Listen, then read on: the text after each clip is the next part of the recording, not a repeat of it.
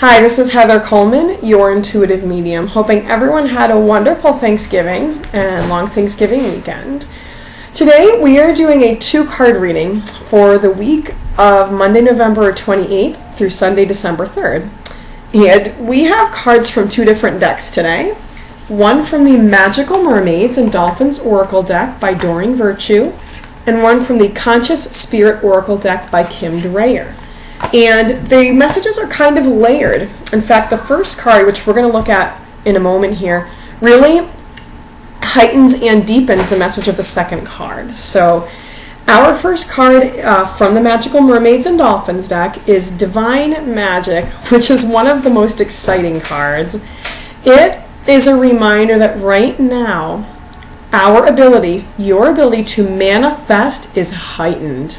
So it means, number one, your ability to manifest is heightened, and the message on the next card is heightened as well. So the message connected with this, as far as manifestation goes, is know that you can, not only you can, but you will create what you are envisioning. So number one, be aware of what you're envisioning. Write it down. What do I want for today, for tomorrow, for this week? Write those things down. What do I want my day to look like? What do I want my life to look like in 1 month and in 5 years? Write these things down, knowing that writing them down is going to help you manifest them. Now, we notice that we've got this message about 5 years coming up with the Divine Magic card. Now, often we need help in figuring out what we want to manifest. There might be information that we need. I mean, again, we're talking about 5 years. We could be talking about some pretty big life goals. Buying a house, moving, having a baby, changing jobs, things like that, right? So often when we're going to set those goals, number one, in setting them, and then over time in creating them, we need wisdom to help us make those choices. And so our next card from the Conscious Spirit deck is Flames of Wisdom, a reminder to set your goals and set your intentions for manifestation using wisdom. And there are 3 sources that are coming up in context of today's reading. Number 1 is your own wisdom from inside of you. Number 2 is from the earth, the physical Mother Earth. Number 3 is going to be relatives and ancestors.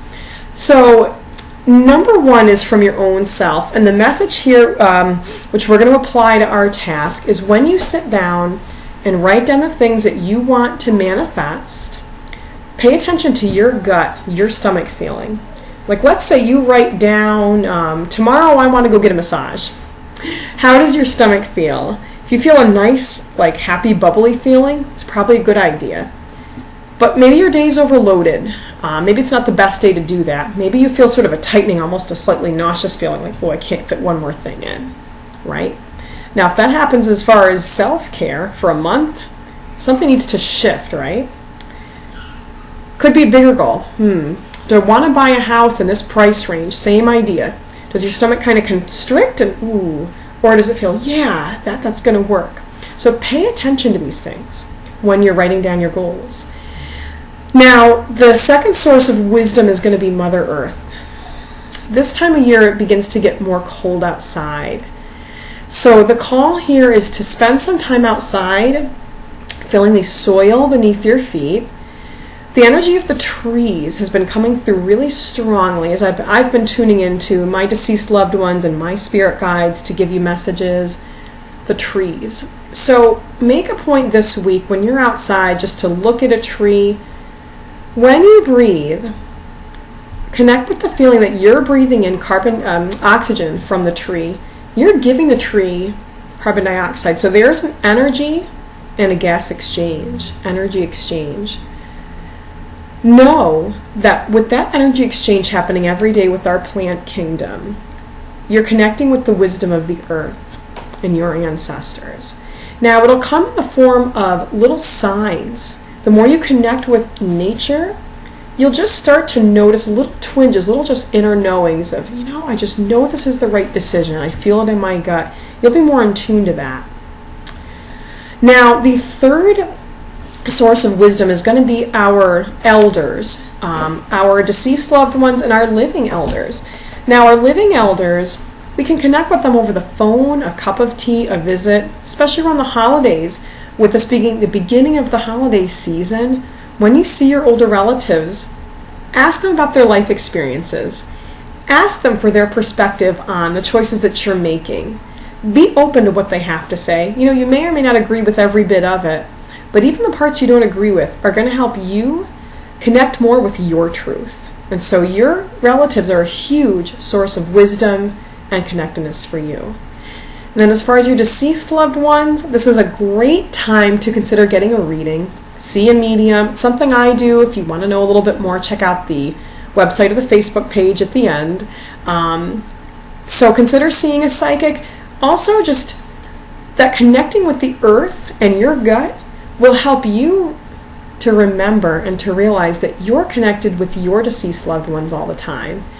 They're giving you signs every day. You know, you might be driving and you might think to yourself, you know, what should I get to eat? And you might see a sign for chicken. Oh, I want chicken. Sometimes that's your deceased loved one is really helping you answer that question for yourself. So just know that they're around you. You can really connect with them by tuning into those little signs of inner guidance. And I'm wishing you a peaceful week as we get into the month of December here. And strengthontheRun.com, lots of information there. Check out the Facebook page and leave a comment. I would love to know how this reading resonates with you, and have a happy and healthy week.